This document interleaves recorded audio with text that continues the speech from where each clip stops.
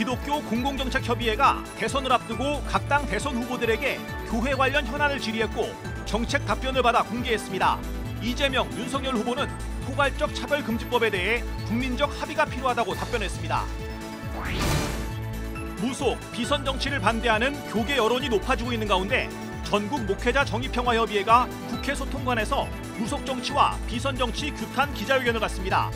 신국원 총신대 명예교수도 교단지 기고문을 통해 무속 신앙의 쓴뿌리가 선거를 틈타 다시 번지고 있다고 경계했습니다. 한국기독교장로회가 정전협정 70주년이 되는 오는 2023년까지 종전선언을 이끌어내기 위한 한반도 종전평화 캠페인을 진행합니다. 전 세계 기독교 인구가 2050년이 되면 33억 명이 넘을 것이란 전망이 나온 가운데 오순절 교회와 아프리카 지역의 기독교 인구가 눈에 띄게 증가하고 있습니다. 여러분 안녕하십니까? CBS 뉴스입니다. 대선이 한 달여 앞으로 다가오면서 교회와 관련한 정책들이 궁금하실 텐데요. 교계단체들이 각 당 대선 후보에게 교회 관련 현안을 질의했고 정책 답변을 받아 공개했습니다.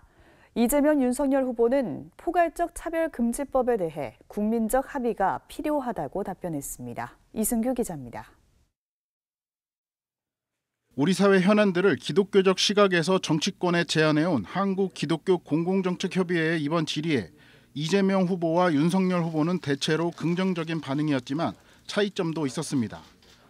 먼저 생명 존중의 날을 국가기념일로 제정하자는 한국기독교 공공정책협의회 제안에 이재명 후보는 생명 존중 문화 확산과 국가기념일 제정 취지에 적극 찬성 입장을 밝히면서 세월호 유족회가 4월 16일을 안전사회의 날로 제정하자고 주장하고 있다며 생명을 경시하는 세태에 여러 가지 문제점을 포함해 협의하겠다고 덧붙였습니다.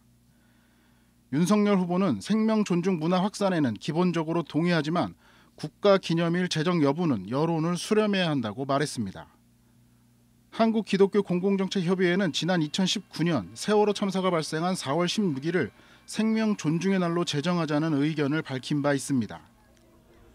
법 제정을 놓고 교계 안에서 찬반 논란이 첨예한 포괄적 차별금지법에 대해 두 후보는 기본적으로 차별과 불평등에 반대한다는 입장을 밝혔습니다. 이재명 후보는 헌법상 평등 원칙이 각 분야에서 실현돼야 하기 때문에 차별금지법 제정은 필요하다고 답했고 윤석열 후보 역시 성소수자의 인권도 존중하고 보호해야 한다는 입장에 동의한다고 답했습니다. 다만 두 후보 모두 교계의 우려를 잘 알고 있다며 법 제정 과정에서 국민적 합의가 필요하다는 점을 강조했습니다. 한국기독교공공정책협의회는 또 사립학교의 인사권 등 종교사학의 건화기념과 정체성 수호에 대한 현안도 질의했는데 이재명 후보는 학교가 종교교육의 자유를 누리면서도 학생들 역시 종교의 자유와 교육받을 권리를 동시에 보장하는 방법을 찾아보겠다고 답변했습니다. 윤석열 후보는 사학 운영의 중심축인 학생 모집권, 인사권 등을 침해하는 것은 사학의 자율성을 근본적으로 무너뜨리는 것이라고 했습니다. 종전선언과 평화협정, 북한의 비핵화 실현에 대한 질의에서 이재명 후보는 종전선언과 평화협정 체결은 든든한 한미동맹과 국민의 지지가 필요하다며 북한 인권 문제와 관련해서도 이전 정부와 달리 적극적으로 제기하고 풀어나갈 생각이라고 답했습니다. 윤석열 후보는 남북 평화체제에 기본적으로 동감한다면서도 북한의 약속 이행이 담보되지 않는 이상 일방적인 지원은 안 된다는 입장을 밝혔습니다. 갈수록 심각해지고 있는 초저출산 극복 정책과 아동 돌봄청 신설에 대한 질의에 이재명 후보는 돌봄 시설을 획기적으로 늘려 온종일 돌봄 체계를 구축하는 등 보육의 질을 높이겠다며 사각지대 없는 촘촘한 보육 서비스를 제공하도록 노력하겠다고 말했습니다. 윤석열 후보는 출산과 보육의 책임은 국가의 당연한 의무라며 교계에서 제안한 다양한 정책들이 검토될 수 있도록 노력하겠다고 말했습니다. 한국기독교공공정책협의회가 질의한 현안은 이 밖에도 근대 종교문화지원 보존법 제정, 알코올, 마약, 도박 등 중독 예방과 치료에 관한 법률 제정, 기부문화 활성화 정책, 재난상황 대비 민간 위기관리 시스템 구축, 유사종교 피해 방지 및 구제에 관한 법률 등입니다. 한국기독교공공정책협의회는 안철수 후보와 심상정 후보에게도 현안을 질의했으나 답변을 받지 못했다고 말했습니다. CBS 뉴스 이승규입니다. 전국 목회자 정의평화협의회가 내일 국회 소통관에서 무속정치와 비선정치 규탄 기자회견을 개최합니다. 목정평은 제20대 대선은 대한민국의 미래가 걸린 중요한 선거라며 제1야당 대선 후보자와 그 부인의 행보에 무속인들과 역술인들의 조언이 큰 영향을 주고 있다는 정황이 드러나 국민에게 충격을 주고 있다고 말했습니다. 목정평은 이어 지난 국정농단을 통해 무속과 정치가 결합되면 어떤 결과를 가져오는지 똑똑히 지켜봤다며 무속정치 비선정치 논란은 정치 현실을 미래가 아닌 과거로 회귀시켰다고 강조했습니다. 정치인의 무속신앙 논란에 대해서 보수 기독교계가 침묵하고 있는 가운데 예장합동총회 소속 신학자가 무속에 대한 입장을 내놨습니다.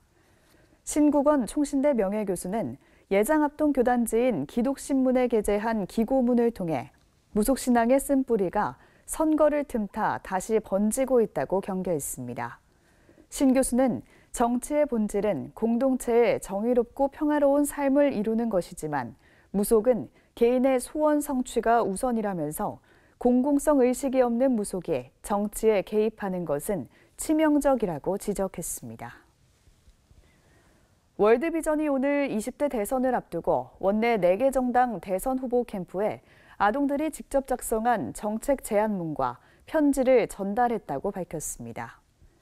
이번 정책 제안문은 월드비전 아동권리대표단의 토의를 통해 마련됐으며 학교폭력, 아동학대, 교육, 여가와 놀이 등 6가지 핵심 주제에 대한 내용을 담았습니다. 월드비전은 아동들이 직접 1년에 걸쳐 조사와 토론을 통해 만들어낸 정책 제안문을 대선 후보들에게 전달하는 과정 자체가 유의미하다며 아동들의 목소리가 정책 결정자들에게 전달돼 실질적인 변화로 이어질 수 있도록 힘쓸 계획이라고 전했습니다. 한국기독교장로회가 정전협정 70주년이 되는 오는 2023년까지 종전선언을 이끌어내기 위한 한반도 종전평화 캠페인을 진행합니다. 기장총회는 접견 지역에 평화통일 선교의 거점이 될 화해와 평화의 교회를 세우고 남북 화해를 위해 북한 지역에 대한 재산 권리를 선제적으로 포기하겠다고 밝혔습니다. 오요셉 기자입니다. 남북 평화운동에 앞장서온 한국기독교장로회가 오는 2023년까지 한반도 종전 평화 캠페인을 전개합니다.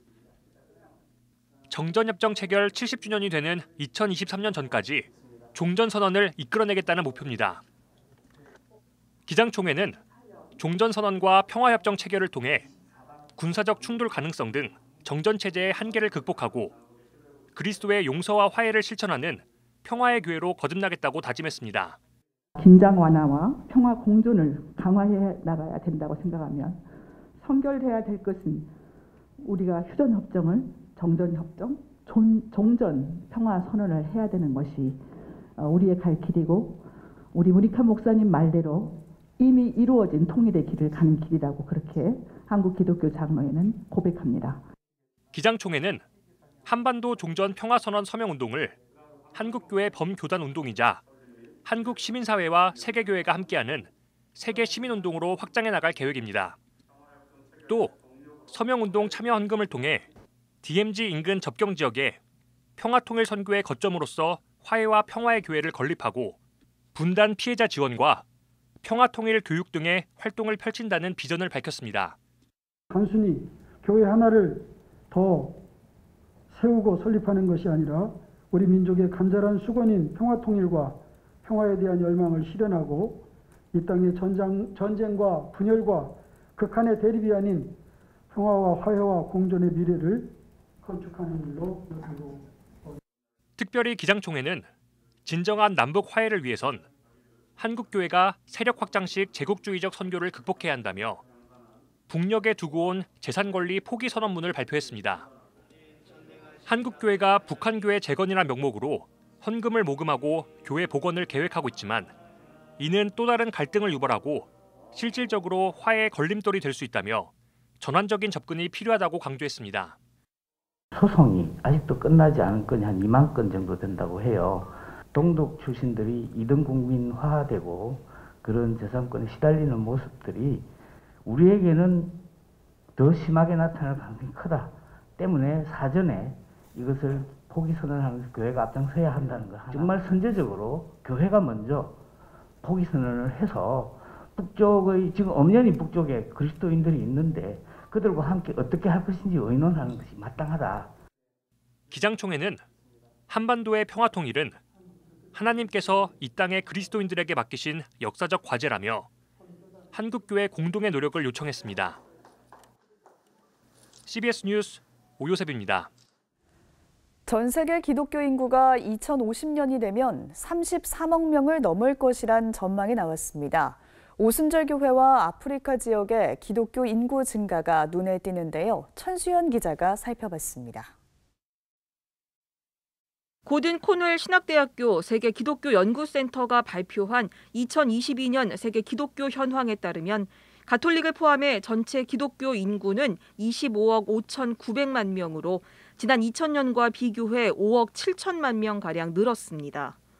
2050년에는 33억 3,400만 명으로 7억 7천만 명, 23%가 더 늘어날 것으로 전망됐습니다. 전 세계 인구 대비 기독교 인구 비율은 32.2%에서 34.2%로 2%포인트 증가하는 겁니다.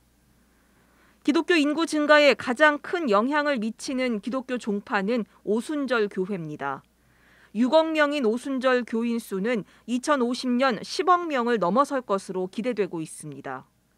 기독교 인구는 전통적 기독교 국가인 서구 유럽이나 북미보다 남미와 아프리카 지역에서 더 확산하고 있습니다. 특히 기독교 인구가 크게 늘어날 것으로 예상되는 지역은 아프리카 대륙입니다.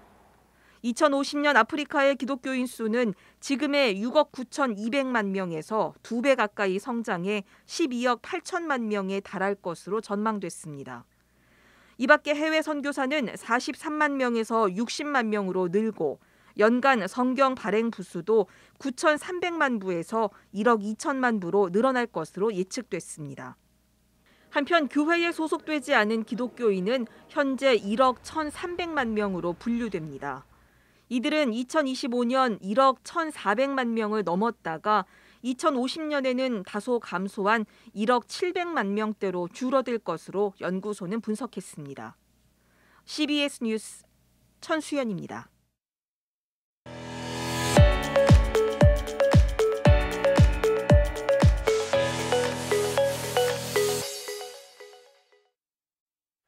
간추린 지역교계 소식입니다.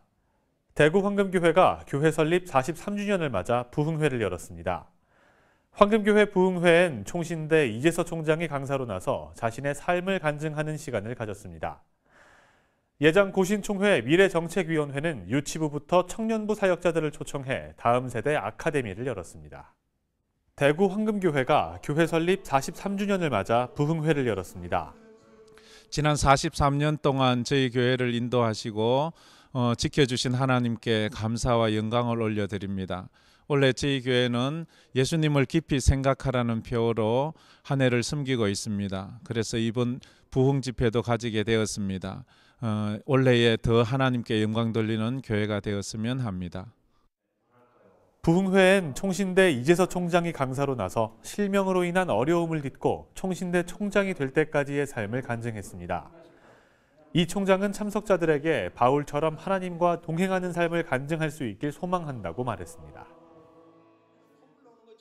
고신총회 미래정책위원회는 다음 세대 아카데미를 열고 다음 세대 사역의 방향을 제시했습니다.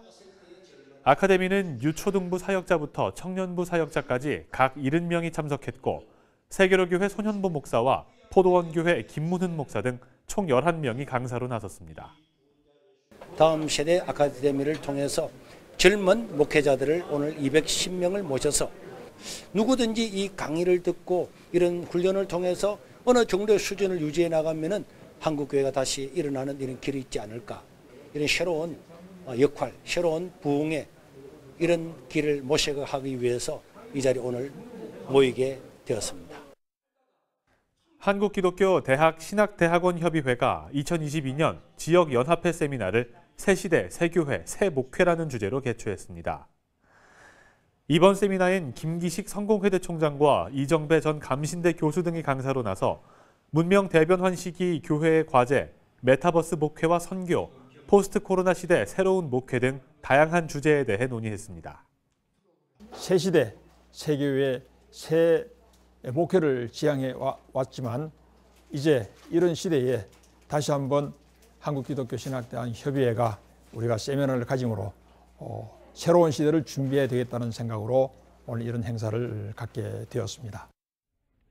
대한예수교장로회 호헌교단 맑은숲교회가 이 땅 감사 예배를 드리고 신년 교례회를 가졌습니다. 맑은숲교회는 이 상인동 땅에서 이웃과 함께하고 또 많은 사람들에게 하나님 사랑을 전하는 귀한 교회 역할을 감당하겠습니다. 그리고 경북노회에서는 이번 신년 교회를 통해서 팬데믹 상황으로 어려운 이 현실을 정면 돌파해서 선교와 이웃사랑에 앞장서는 노회가 되도록 노력하겠습니다. 맑은숲교회는 지난해 8월 5일 5인 준비위원회를 발족해 9월 12일 공동의회에서 교회 정관을 변경했고 지난달 2일 공식적으로 첫 예배를 드렸습니다. 제20대 대선을 한 달여 앞두고 한국교회연구원이 최근 서울종로 한국교회연합회관에서 기독교 유권자 정치 참여 어떻게를 주제로 설립 20주년 기념 포럼을 개최했습니다. 이재명 더불어민주당 대선 후보가 지난 주일 부산 좌천동 제자로 교회에서 주일 예배를 드렸습니다. 제자로 교회는 1951년 6.25 전쟁 당시 피난민들이 천막교회로 예배를 드리면서 시작한 교회입니다. 예장통합총회가 오는 14일부터 21일까지 목사고시 접수를 받습니다. 통합총회의 지난해 목사고시는 응시자 1,228명 중 612명이 합격해 49.83%의 합격률을 기록했습니다. 국제 어린이 양육기구 컴패션이 후원받았던 아동들이 자립 가능한 성인이 돼 후원자들에게 감사를 전하는 졸업 캠페인을 시작했습니다. 컴패션은 지난해 전 세계 2,914명의 어린이를 후원했습니다.